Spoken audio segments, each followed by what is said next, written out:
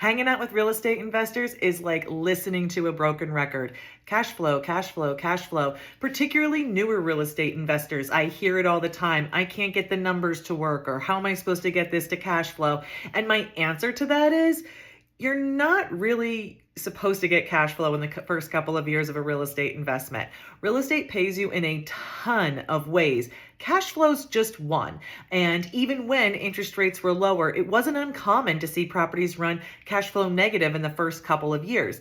Now we're seeing those periods get extended as interest rates have gone up, but still, for most people in an investment, owning that real estate many years before you're cash flow positive is pretty much the norm. So wait, why are investors still throwing money at real estate in 2024, even though cash flow isn't really happening on hardly any of these deals? Well, it's simple. Real estate pays you in 4 other ways besides cash flow. So people who are investing in this understand the value that real estate's producing for them, and they're still eager to get more. So investors, the thing that you often forget about in the ways that real estate's paying you is through leverage, the use of other people's money. Another way to put this is equity pay down. So as you pay down the principal on your mortgage, you are gaining equity. So you might not be putting money into your pocket after all the bills are paid, but you're certainly paying down principal on that loan.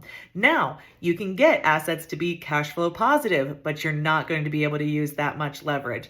I still like using leverage. I don't think the last day you put money into a property should be the day you buy it. Now, for buy and hold investors like me, appreciation doesn't really factor much, but we cannot forget that on average, real estate appreciates 2.5% a year. And that's just on top of all the other ways that it's paying us. Again, that's not money I'm putting right into my pocket or able to spend for dinner tonight, but it is an accumulation of wealth for sure. Now, tax season's already passed, so you've probably already forgotten about this, but the depreciation you get on your rental asset saves you a ton of money in taxes. So you want to always look at when you say, hey, what is this asset making me? Don't forget to take into consideration the depreciation that you've taken and the tax savings that yielded. And a fairly new problem for those of us in the younger years of our adulthood is an inflation hedge. Where are you going to put that equity if not in real estate that's going to keep pace with inflation?